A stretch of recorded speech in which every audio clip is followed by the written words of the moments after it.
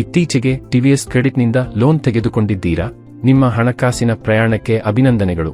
ಆದರೆ ಎಚ್ಚರದಿಂದಿರಿ, ಯಾಕೆಂದರೆ ವಂಚಕರು ವಂಚನೆ ಕರೆಗಳು ಮತ್ತು ತಪ್ಪುದಾರಿಗೆಳೆಯುವ ಭರವಸೆಗಳೊಂದಿಗೆ ಗ್ರಾಹಕರನ್ನು ಗುರಿಯಾಗಿಸುತ್ತಾರೆ.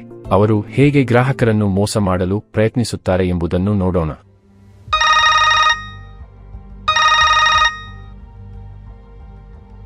ಹಲೋ, ಶುಭ ಮಧ್ಯಾಹ್ನ. ನಾನು ಟಿವಿಎಸ್ ಕ್ರೆಡಿಟ್ನಿಂದ ಕರೆ ಮಾಡುತ್ತಿದ್ದೇನೆ. ನಿಮ್ಮ ಲೋನ್ ವಿತರಣೆಯಲ್ಲಿ ದೋಷ ಕಂಡುಬಂದಿದೆ.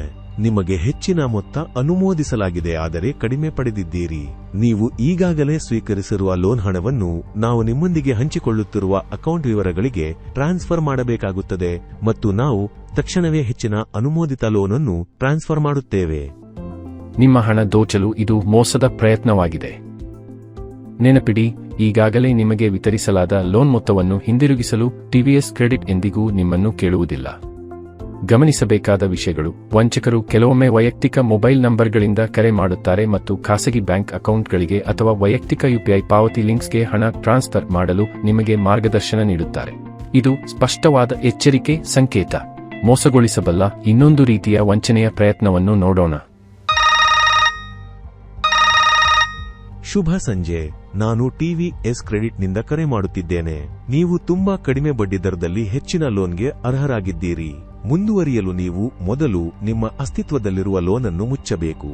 ನಾವು ನಿಮ್ಮೊಂದಿಗೆ ಹಂಚಿಕೊಳ್ಳುತ್ತಿರುವ ಅಕೌಂಟ್ ವಿವರಗಳಿಗೆ ದಯವಿಟ್ಟು ಬಾಕಿ ಬ್ಯಾಲೆನ್ಸ್ ಟ್ರಾನ್ಸ್ಫರ್ ಮಾಡಿ. ಇದು ಇನ್ನೊಂದು ಸಾಮಾನ್ಯ ಸ್ಕ್ಯಾಮ್ ಆಗಿದೆ. ವಂಚಕರು ಗ್ರಾಹಕರನ್ನು ಉತ್ತಮ ಲೋನ್ ಎಂಬ ಸುಳ್ಳು ಭರವಸೆಗಳೊಂದಿಗೆ ಆಕರ್ಷಿಸಲು ಪ್ರಯತ್ನಿಸುತ್ತಾರೆ. ಜೊತೆಗೆ ನಂತರ ವಂಚಕರ ವೈಯಕ್ತಿಕ ಅಕೌಂಟ್ಗಳಿಗೆ ಹಣವನ್ನು ಟ್ರಾನ್ಸ್ಫರ್ ಮಾಡುವ ಮೂಲಕ ತಮ್ಮ ಪ್ರಸ್ತುತ ಲೋನ್ ಅನ್ನು ಮುಚ್ಚಲು ಗ್ರಾಹಕರ ಮೇಲೆ ಒತ್ತಡ ಹಾಕುತ್ತಾರೆ. ಅದಕ್ಕೆ ಬಲಿಯಾಗದಿರಿ. ಇನ್ನೊಂದು ಲೋನ್ ತೆಗೆದುಕೊಳ್ಳಲು ಟಿವಿಎಸ್ ಕ್ರೆಡಿಟ್ ಎಂದಿಗೂ ಒಂದು ಲೋನ್ ಅನ್ನು ಮುಚ್ಚಲು ನಿಮ್ಮನ್ನು ಕೇಳುವುದಿಲ್ಲ ಮತ್ತು ವ್ಯಕ್ತಿಯ ಅಕೌಂಟ್ಗೆ ಹಣ ವರ್ಗಾಯಿಸಲು ನಾವೆಂದಿಗೂ ನಿಮ್ಮನ್ನು ಕೇಳುವುದಿಲ್ಲ. ದಯವಿಟ್ಟು ನೆನಪಿಡಿ, TVS credit website, Saathi app, TVS credit branch offices ಅಥವಾ ಗುರುತಿಸಲ್ಪಟ್ಟ ಪಾರ್ಟ್ನರ್ ಅಟ್ಲೆಟ್ಸ್ನಂತಹ ಅಧಿಕೃತ ಟಿವಿಎಸ್ ಕ್ರೆಡಿಟ್ ಚಾನೆಲ್ಗಳ ಮೂಲಕ ಮಾತ್ರ ನಿಮ್ಮ ಪಾವತಿಗಳನ್ನು ಮಾಡಿ. ಮರುಪಾವತಿಯ ಬಗ್ಗೆ ನಿಮಗೆ ನೆನಪಿಸಲು ಅಥವಾ ಗಡುವು ಮೀರಿದ ಮೊತ್ತಗಳ ಪರಿಶೀಲನೆಗೆ ನಿಜವಾದ TVS credit collection executive mobile ನಂಬರಿನಿಂದ ನಿಮಗೆ ಕರೆ ಮಾಡಿದ ಸಂದರ್ಭಗಳು ಇರಬಹುದು.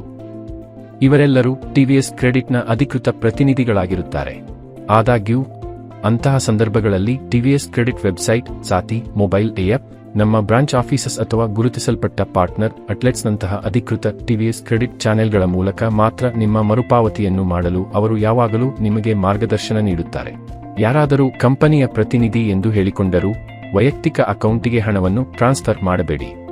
ನೀವು ಎಂದಾದರೂ ಅನುಮಾನಾಸ್ಪದ ಕರೆಗಳನ್ನು ಪಡೆದರೆ ವಂಚಕರೊಂದಿಗೆ ತೊಡಗಿಸಿಕೊಳ್ಳಬೇಡಿ.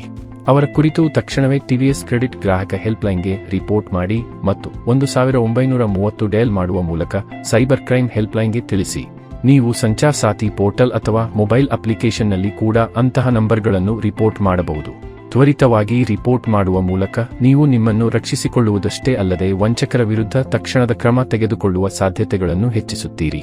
ಟಿವಿಎಸ್ ಕ್ರೆಡಿಟ್ನಲ್ಲಿ ನಿಮ್ಮ ಹಣಕಾಸಿನ ಭದ್ರತೆಯು ನಮ್ಮ ಅತ್ಯಧಿಕ ಆದ್ಯತೆಯಾಗಿದೆ.